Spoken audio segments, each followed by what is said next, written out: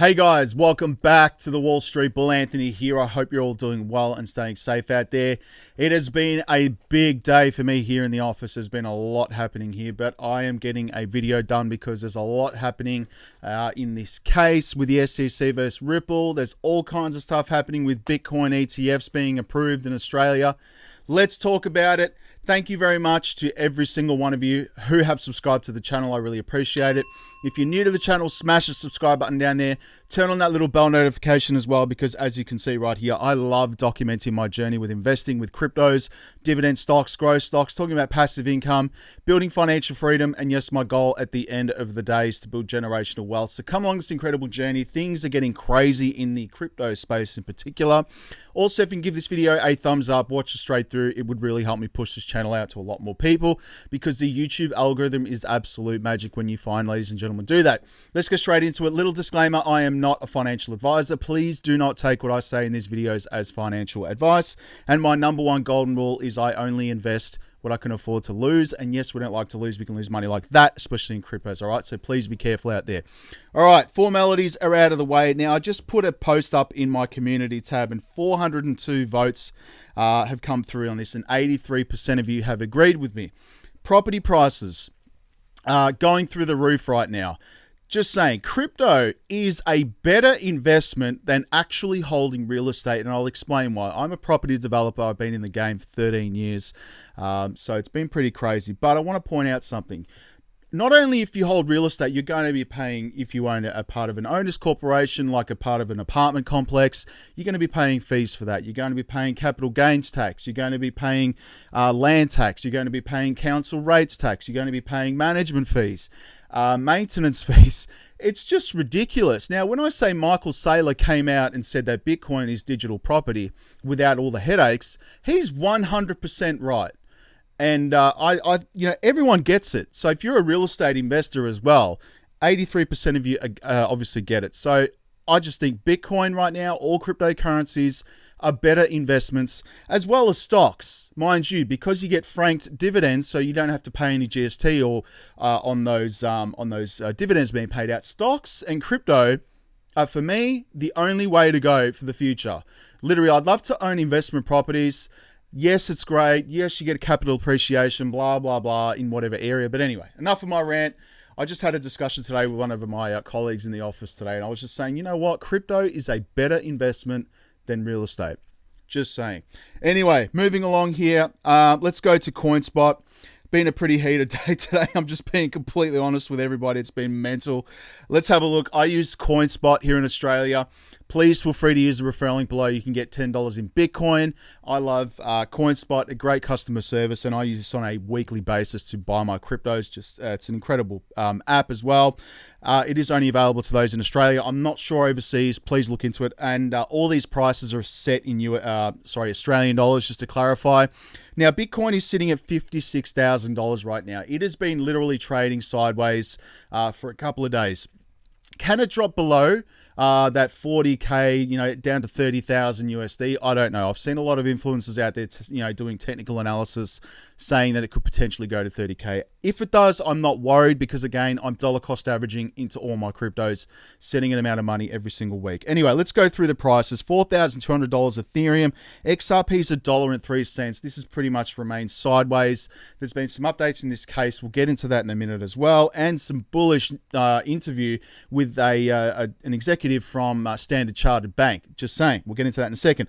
Solana's $147. You've got Luna at $130. Cardano at $1.31.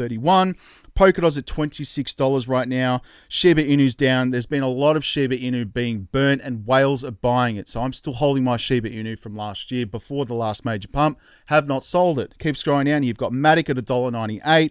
You've got Near at $22 as well. Keep scrolling down here. Banking coins, ISO 222 coins are going to be absolutely massive this year, guys. It really is. Algorand is one of them. $1.03. XLM Stellar, 27 cents. Incredibly cheap. VeChain's at 8 cents. Really nice. Hedera's at 27 cents. Great buying opportunities. Keep straight down here. Axie Infinity is $64. Down 2.3%. Again, staking that on CoinSpot, earning 78% APY, which is awesome. Keep scrolling down here. Obviously, you've got IOTA, another banking coin at 95 cents. The graphs at 51 cents.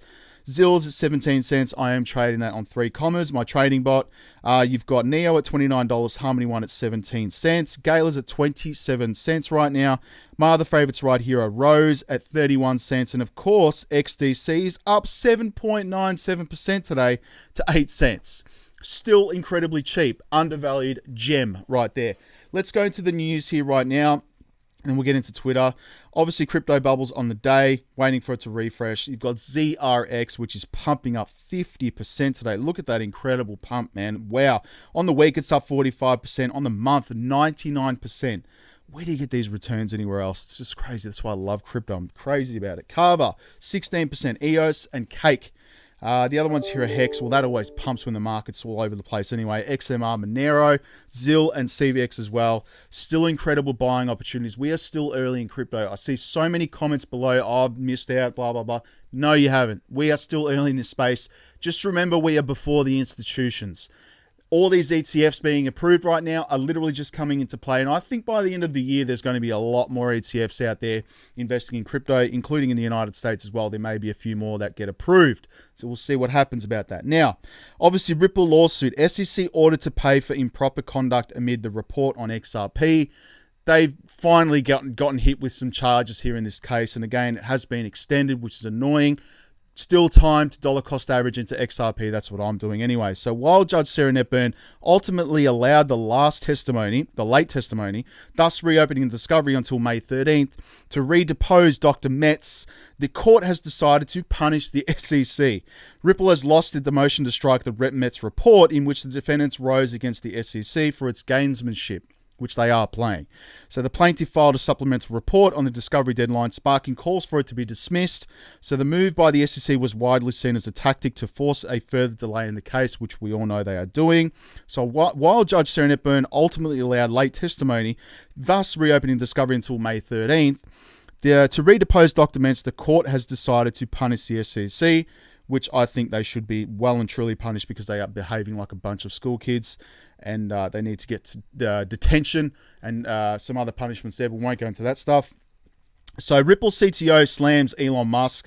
David Schwartz has literally come out going after Elon Musk, and Mr. Schwartzy right here, Schwarzenegger, I'm going to call him Schwarzenegger. Anyway, keep scrolling down here. So Ripple Chief Technology Officer David Schwartz has commented on a recent tweet by Elon Musk, stating that what the allegedly real reason is for recently attempted hostile takeover of Twitter by the Tesla chief. I don't think it's hostile. I really don't. And he's been quite reasonable in his negotiations, just putting it out there.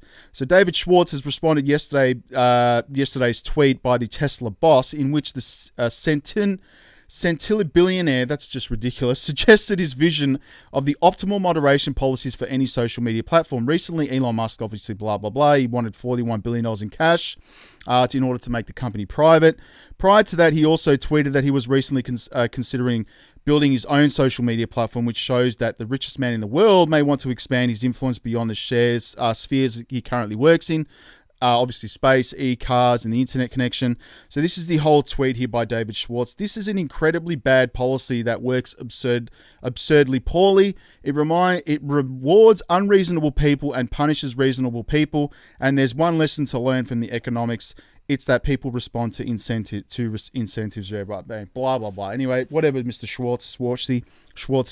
Anyway, this is there's an interview that just took place recently on CNBC, which is interesting as well. It has an executive from Standard Chartered right here. And obviously Standard Chartered partnered with Ripple in 2016. So the Standard Chartered Bank has announced that it has made a strategic investment in Ripple, a leading distributed ledger technology company. The investment will further accelerate the bank's digitization agenda in the area of distributed ledger technology as it explores new ways for adding value to its clients and the industry. Now, this is bullish as well, and I'll get into Twitter in a second, so stick around for that. So XRP price tumbles after SEC scores important win in the Ripple lawsuit. So again, this is just a news article on FUD. I do not listen to any of the FUD guys. That is one thing I don't do, is listen to all the FUD. There's a lot happening with Ripple around the world. Straight up, partnering with so many institutions, so many payment corridor network companies, guys. It's absolutely mind-blowing. So I do not listen to any of this stuff. I'm still dollar cost averaging in. So XRP price took a hit as the SEC maintained its offensive attack against the payment giant. Presiding Judge Sarah Netburn denied Brad Garlinghouse's motion to compel the production of the Esterbrook notes. Analysts believe that the XRP price could plummet as a payment giant lands a blow from the regulator in the SEC vs Ripple lawsuit. Again, I do not listen to the FUD. I'm sure there's a lot coming from Ripple's side towards the SEC. They're going to fight to the very end, and I'm with it till the very end as well. So Bitcoin tribalism is holding the crypto industry back, Ripple CEO says. This is Brad. It's obviously saying tribalism around Bitcoin and other cryptocurrencies is holding back in the entire $2 trillion market. Ripple Brad Garlinghouse has said, I own Bitcoin, I own Ether, and some others. Garlinghouse said, I'm an absolute believer that this industry is going to continue to thrive. I agree with him. There's too much happening right now. Bitcoin maximalism has meant that the crypto industry has fractured representation in Washington, D.C., according to Brad Garlinghouse. So what do you think about this? Let me know in the comments. There's a lot of Bitcoin maxis out there. So again, and more ETFs, guys, are being announced around Australia as well, just putting it out there. I mean, we've had the one that's coming out next week, which is anticipated to bring in about $1 billion into Bitcoin and Ethereum. So stay with this, guys, because there's a lot of money going to be flowing into Bitcoin. Local fund managers, ETF Securities, and Cosmos Asset Management are expected to tie the race to list a historic cryptocurrency-backed exchange-traded fund in Australia next week after the ASX clearinghouse belatedly gave the much-anticipated product launches its blessing. So the ASX, the Australian Stock Exchange, Clear, a powerful subsidiary of the Australian Securities and Exchange, tasked with overseeing the share market's financial stability, will begin clearing ETFs invested in large cryptocurrencies, Bitcoin and Ethereum, the token linked to Ethereum blockchain, from April 27th. That is bullish as anything, and we are at the 21st right now. So keep an eye on this, because there's going to be a large inflow of capital coming into Bitcoin and Ethereum from these ETFs. And there's already stuff happening in Canada, Switzerland, other countries in Europe as well. So again, the United States is just being hindered by the SEC approving these ETFs, which is really annoying and stifling the industry. Crazy. Now, obviously, in the last day, you've got XMR. Let me refresh this because crypto.io tends to go all over the place. All right, so in the last day, Solana, USDC, Prom, XMR, Monero, Axie Infinity, TRX, MDT, and POLS. And if you go to the last hour, you've got Beth. Again, this keeps coming up. Obviously, other ones, you've got FTT, Aave, DOT, Luna, XMR, BNB, Solana, ApeCoin, Ethereum, and Bitcoin. That's where the money's been flowing. Now, let's go to Twitter, because I want to play you this interview as well. Now, this is the one of the executives from Standard Chartered right here. Let me scroll down and get it. So again, thank you, XRP Snakey, for this interview right here. But if we go to the full interview, this is Christine Tan right now on CNBCI. Have a listen to this, guys. We have countries like Switzerland and China all testing out the digital currencies. How are you gearing up for the disruption of money with central bank digital currencies? How will it change the way you and other banks operate in future? Probably fundamentally. While we're not formally involved, no foreign banks are involved in the Chinese ECNY, I think we're as close to that as we can be to understand how that digital currency can be used for cross-border trade. Going back 5 years, we had digital currency underpinned trade finance and money settlement systems, and using as a medium of exchange, using things like Ripple's XRP, for example, as a medium to affect real-time cross-border payments. And we learn through each one of these pilots, and we realize that these things can be cheaper and faster with lower settlement risk, which is a good thing for the system. If the underlying currency that you're using as a medium of exchange is unstable, Bitcoin, for example, very volatile, as we know, although it's also big and liquid. Finding the trade-offs so that the system can actually be safer and cheaper and more effective, and at the same time, suitable for the user who doesn't want to take any market risk or operational risk along the way. I think we're still figuring that out. And I think that's the big use case. Is it only a matter of time before you get into Bitcoin trading for your clients?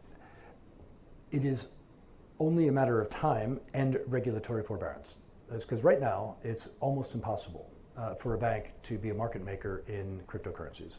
The capital requirements, and let's just leave it at the capital requirements, are severe. So as a practical matter, you could play around a little bit, but we couldn't service our clients. The Bitcoin market is also largely a retail market, and there are real, both know your customer considerations, but also customer risk considerations. So I think we're away from that. Much more interesting is playing in the metaverse underlying ecosystem, which is more likely to be based on Ether or Ethereum, because that market is more supervised and a little bit more relevant in terms of being used as a medium of exchange or as a reference point. So I imagine some would think that the metaverse is a fad, or that the virtual world is a fad, or the digital assets are a fad. I don't think so. I think they're here to stay because they provide an underlying service to the digital economy that is different than what a fiat currency can provide. Customers want to use these instruments. We're just beginning to understand how they can be used. Straight up, did you hear what he just said in that interview, guys? And this was on the 9th of April, by the way. And again, thank you, XRP Snakey, for this tweet and bringing this to my attention. So awesome. He's saying that Ripple and XRP is going to be the standard. That's straight up. He's literally just come out and said, not only that, Web3 and the metaverse. Just keep that in mind, guys. I mean, he is the CEO of Standard Chartered.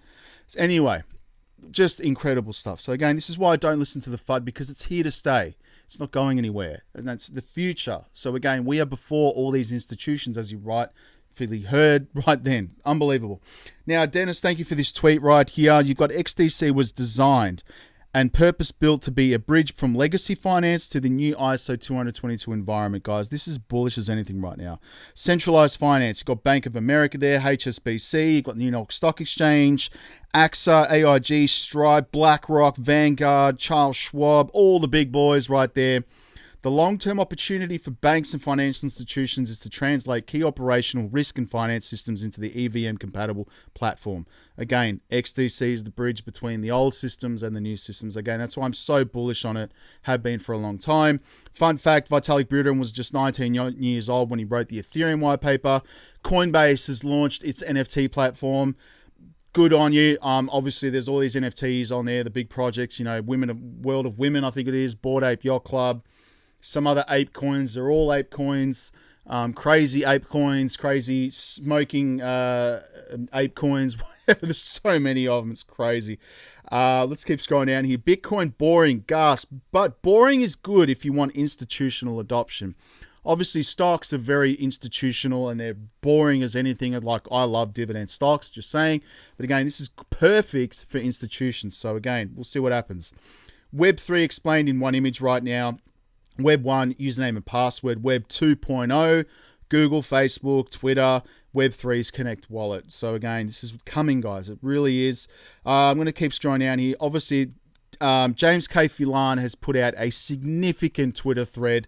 It took me a while to read it all, but please go and have a read of it. And Jeremy Hogan has come out, and I've read it all today. It took me a while. So this is a great thread from attorney Elon, which explains that the New York court's process for scheduling summary judgment in the Ripple case, he is preparing us for disappointment, with the briefing not finishing until later in the year. Either way, we shall have more info by Friday. This coming Friday, there's going to be further information. But basically, this whole thread, literally right here, is just explaining the whole process of the courts in the United States, taking a significant amount of time. So again, he's somewhere around the the December mark this year. So maybe there's an outcome coming in the end of this year. I don't know. I'm still long term. I don't care. I'm just giving me more time to dollar cost average and build up my position in this stuff.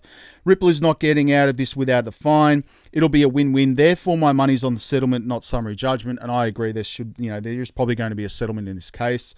So much money being spent. I don't even want to think about the legal fees. Fear and greed index is sitting at 27. Fun fact, the United States government holds over $4 billion in Bitcoin.